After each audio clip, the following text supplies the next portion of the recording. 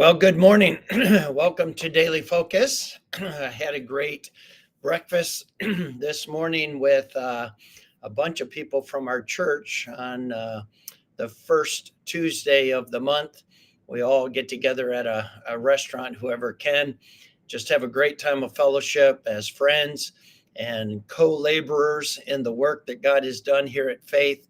And so it's always a refreshing time when I'm able to go and rub shoulders with people that we love and share life with.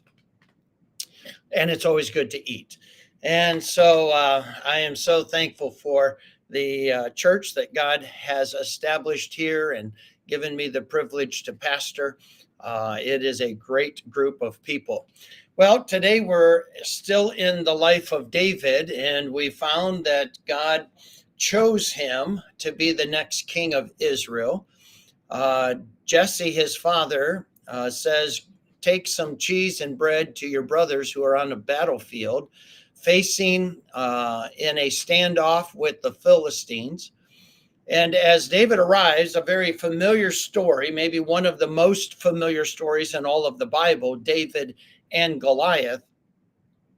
He's there, and Goliath comes down and defies the armies and defies God and disrespects God and makes a claim. You know, if you can send somebody to fight me, if he beats me, then we'll be your slaves, and if I beat him, you become our slaves.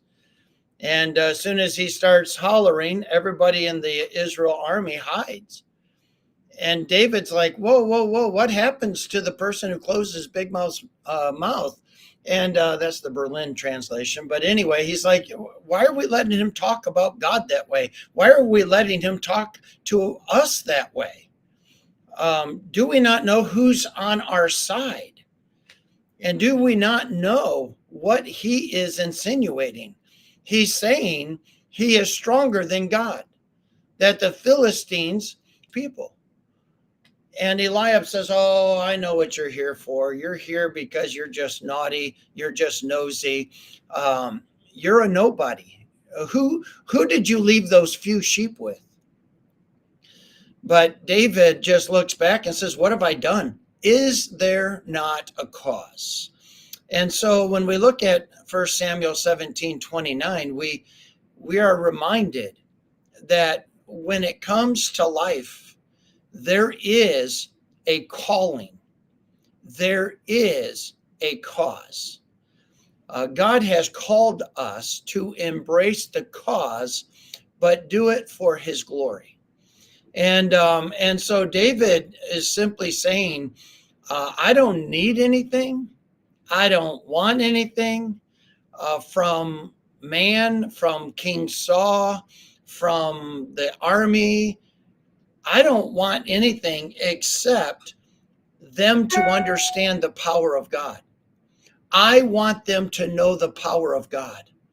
And right now they're getting a really poor example of God's power as you run and hide from this big mouth.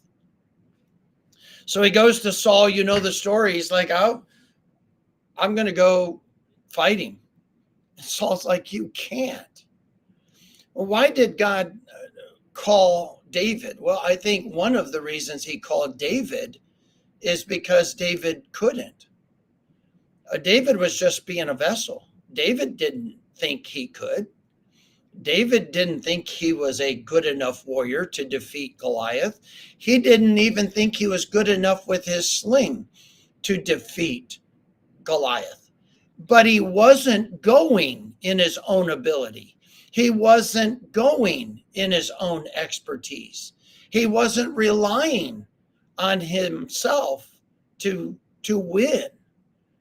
And that's never more evident than when he is on his way and Goliath belittles him by saying, what am I, a dog that you send a little boy and his stick?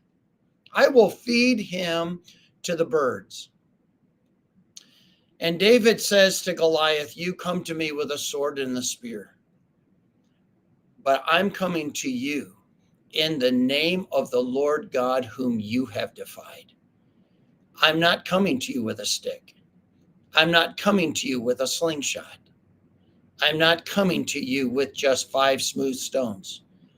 I'm coming to you as a yielded vessel for the God of gods, the creator of the world, the giver of life, the one who stands supreme in the world. I'm coming to you in his name as a yielded vessel for him to use. And he's going to use me today. He's going to deliver you into my hand, and you're going to die. Not because of me, but because you defied the creator of the world.